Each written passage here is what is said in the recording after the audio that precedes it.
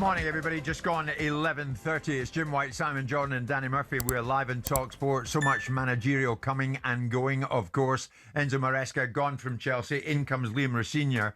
Being reported this morning that Chelsea confirmed the appointment of Rosenior as their new head coach yesterday. They insisted that they paid the market rate for him in compensation to Strasbourg, their sister club, who are also owned by the Blue Co consortium. And at the top of that consortium, Messrs. Igbali and Bowley. But the very fact that Liam Rosenior has gone from Strasbourg and has gone to Chelsea has incensed many of the Strasbourg fans, and they've reacted angrily to the departure of Rosenior amidst frustrations around being part of this Blue Co multi-club ownership. As he said goodbye, Rosenior certainly wanted to get it over that he really enjoyed his time at Strasbourg.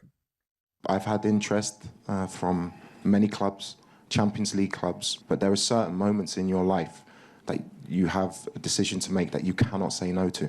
This, for me, is a club that I will love for the rest of my life, that I will want to do well for the rest of my life. But this opportunity for me is something that I cannot turn down at this moment in my life. It's an unbelievable opportunity, an unbelievable club who are Club World Cup champions with an incredible squad and incredible fan base. Secondly, it means I can go home and see my kids. I'm away from my children. I've missed them, and I wanted to make the sacrifice of not seeing them worth it with the success that we have here. So there are many reasons. I don't think anyone can question how hard I've worked for the club, my integrity in the way that I've worked for this club. I don't think anyone can really question the decision I've made to move on with my career. And move on he has done. In goes Gary O'Neill to Strasbourg, and Liam Rosenior will be at Craven Cottage tonight to watch his new side Chelsea in charge up against Fulham, I should say, in the Premier League. But this hasn't gone down well with the Strasbourg fans. Strasbourg Fan Federation member Alexandre Hummel joins us live on the show this morning. Alexander, good morning. Thanks for joining us. Why are you so incensed about what has happened? Why are you so angry? Well, hello, thanks for having me. We were incensed for many reasons. The main reason is because of this multi-club ownership scheme. And let me jump directly to this idea of the fact that Chelsea paid the fair market value that you mentioned earlier. This whole idea is a joke.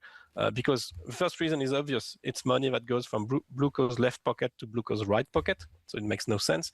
And the second reason, and this is something English fans may not be aware of, is that Strasbourg is on financial life support. We lose tens of millions every year. So every year, Blue Co has to make an increase in capital, or even every 6 months, by 10, 15, 20 millions. So instead of having an increase in capital, they will just make a transfer fee, another transfer fee between Chelsea and Strasbourg. So the whole fact of being used only as an artifact, only as a farm team, is for us an insult. We are a club that has 120 years of existence. We've won every trophy there is in French football. We feel that we deserve a little more respect. It's not really about Rosenior and what he decided. He shouldn't have been in this situation in the first place. Alexander, do you see any upsides to being part of Blue Co? For myself, I don't see any upside. Some more casual fans, they enjoy the fact that we are able to spend more money than we used to on the transfer market to buy young players and so on. But as for us, as far as organized fan groups are concerned, we were there when this club was in the fifth year. We cleaned the stands ourselves. So for us, I'm not going to say that it doesn't make any difference if the team is in the fifth year or if it's in the first year or playing in Europe. Obviously, we love to play Europe and to win silverware, just like every fan. But we don't see it as an end in itself. For us, it's about the community. It's about what Strasbourg means in this town and in this region, the Alsace region, which is very specific in France. Yeah, Alexander, as always, Simon is sitting to my left. Simon, yesterday, I think you pretty much dismissed the Strasbourg fans with their anger and how upset they were by what's happened. Now you hear Alexander. Have you changed your tune? No, what I said was, is I understand the downsides of the relationship. Has there been no upside? This is a club that seems to have been in economic chaos since its existence. It was demoted to the 5th tier in 2010. It nearly went bankrupt in 1986. It brought in a guy called Daniel Hecht, who was involved with a controversy at PSG as a president. It nearly went bankrupt in 1990. It got the municipality taking 49% of it to be able to prop the football club up. It's a football club, by this gentleman's own admission, that hemorrhages money to survive in the first place. So what are they lucky to have? There is a commercial reality to valuing the community of the fans and understanding that but to some extent football clubs belong to fans. But the economic reality of it is if there isn't somebody that's paying the bills, this club finds itself lurching from one crisis to another. Is that fair, Alexander? I would like to offer some precisions. It's true that we've been in a state of financial weakness ever since decades. That's the case for many French clubs. But this was not the case between 2012 and 2023. Marc Keller himself was very obvious that he was no hurry to sell.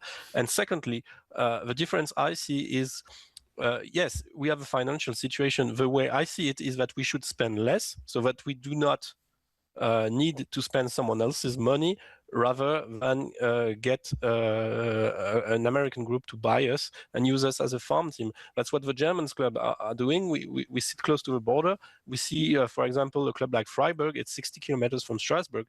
They are in their region with local businesses. They spend the money they have. They reach a balance, and the original association still owns 49% of the club. So if it's possible 60 kilometers from Strasbourg, I don't see why it wouldn't be possible in Strasbourg, especially since, yes, we've been demoted to the 5th year after a dark period, but the period that went after was really, really a nice period, and that's fantastic. A period of economic balance. If the attitude of a football fan is they don't recognise the climates of football in elite leagues, and they're quite happy to have a club that just turns over, survives, doesn't achieve anything, can't really compete in the league because it can't compete with those that have, then that's fine. If the argument around the 50+1 rule in the Bundesliga is ostensibly, besides Bayern Munich, it's destroyed aspects of German football. It can't compete with the Premier League. If your attitude as a fan, and I don't criticise it at all, is you're not worried about the performance of the team competing in the landscape where finances are prevalent and the team's existence and its mediocrity in terms of its returns are not a concern for you, then absolutely. In the real world, where football fans and the football media and the football fraternity demand success, which means it demands investment, the reality of it is that it becomes a different perspective. But Simon, do you not have sympathy with Alexander? Is that he and the other fans feel that Iqbali and Boulle have come in here, Bluco have come in here and say to Strasbourg, right, we're taking your coach now because the big team needs it. The big boys need it. But with respect, the same coach that they employed. Regardless, though, it's still a smack in the mouth. They're making it clear that Strasbourg are nothing more than a feeder club. Yeah, isn't it more about identity as well? I think you touched on it. No, I agree with that. As a fan, you want to feel like you're involved. I agree exactly. The Watford fans for years, I don't know if they know which players are on the pitch anymore and which managers manage. But I don't disagree. You're painting that I don't understand their principles. I do understand their principles, but we live in the real world. And the real world now dictates that football is driven by economics. It should be valued more. Fans should be considered. But ultimately, if you consider the fans' point of view, this football club, his argument, and I understand it, which is spend less. Wonderful. Yeah, but is he at Strasbourg? Wonderful. Let's ask him. At Strasbourg, are you in the minority or the majority who feel, who feel like, do they all feel like you? Well, I think a vast majority is against multi-club ownership, that's for sure. And that's even more true since what happened yesterday. As far as the activist way is concerned, we are about 4 fan organization is about 2,000 people over a stadium which is 32,000. So yes, we are a minority, that's for clear, but we are an organized minority. What I do want to say is obviously you wonder about economics, but there's a difference between a sound economic strategy and pure speculation. And right now what we see from Bluco is pure speculation, and that's our fear. And what's happening to us is actually the future. We've been taken over by an American company, by an American private equity fund. They use us as a feeder club. If what happens to us But you're happens seventh. I hear you, but you're seventh in the league. Okay, the most recent level of attainment, your highest level of attainment was sixth in recent years. I saw that, but you've now escalated to being seventh consistently. You were seventh last year. You're seventh this year. Prior to that, you were mid-table. Prior to that, you were obviously in the lower tier for a variety of reasons. One of them is because you were demoted because of the financial mismanagement of the football club. So now you've got a football club which is potentially punching above its weight again, because the world in France has changed. So that is because some of the value must be because Blue Coat's given it some value. I understand your point of view. Please don't misunderstand me. I understand the value set that you want. But in the world of football that's moved on now, the multi-club ownership has benefits. It has benefits in the transfer market because transfers are becoming unrealistic and the price of players is becoming unrealistic. If you get to a point where more clubs are owned by one group, then the controlling of the transfer market might have some commercial benefits in the longer terms. These are the benefits of multi-club ownership. The disadvantage is that, like any other situation, in Man City's circumstances, they own other football clubs. You are, with due respect, not so much a feeder club, but you are lesser than the Chelsea ownership, because Chelsea is a bigger football club in a more powerful football league. It was demonstrated yesterday, Simon, that Strasbourg are no more than a feeder club. Would you rather have Blue Co around your football club or not around them? We would rather have Blue Co not around them. I mean, we would rather stick to independence. That's our main thing. And a football club should be independent.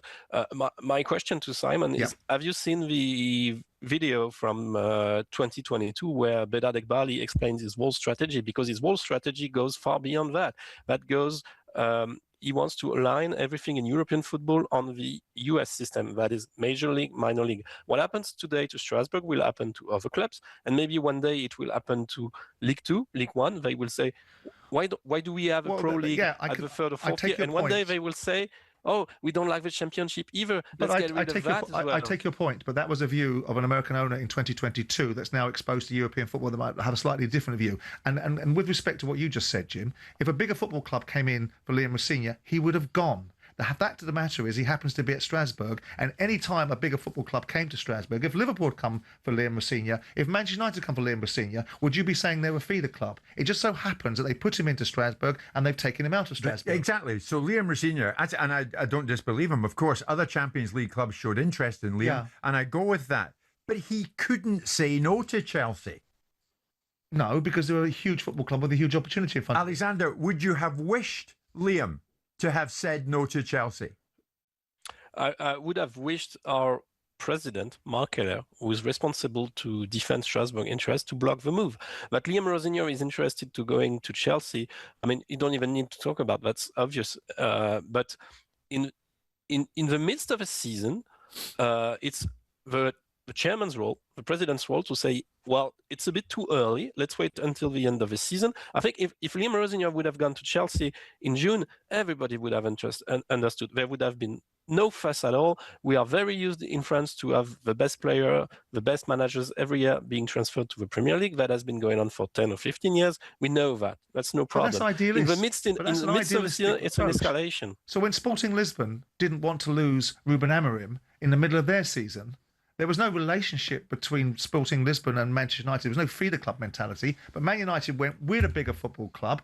We're going to come and get Ruben Amorim. That's what happens. And Ruben Amorim came to the party, left behind a car crash at Sporting Lisbon where no one likes him at Sporting Lisbon anymore because of the way he left Sporting Lisbon. If Chelsea had come knocking on the door of Strasbourg for Liam Rosenior, then they would have got him either which way. The offence is that it's been created. What's happened is that Strasbourg have been used to learn their trade, or for Liam Rosenior to learn his trade, and Blue Co have taken him. But the reality of the world is Liam Rosenior was pulling up trees at Strasbourg, which he was, doing well for you. Someone would have come along and taken him at some point anyway. So Alexander and his pals have got to get used to the idea that in supporting Strasbourg, they support a feeder club. Probably, yeah. Or the alternative is that we go to the model they would prefer to have, which is a non-competitive football club that has no money, that did well for 6 or 7 years. It probably would have found itself in another financial crisis because history tends to repeat itself. And whilst they've done well for 10 years, they have a history that's gone near bankruptcy every other decade. Okay. Alexander, we're going to finish at that. Very briefly, you're looking forward to Gary O'Neill coming on board now? Yeah, well, I don't have much to say.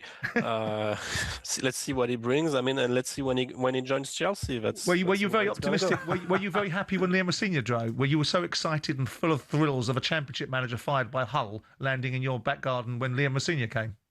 Well, that was not a problem, because if you reflect on that, Liam Rosenior actually came to replace Patrick Vieira right in the preseason, so that was already something Oh, it's the timing quite of it. Oh, okay. funny. Yeah.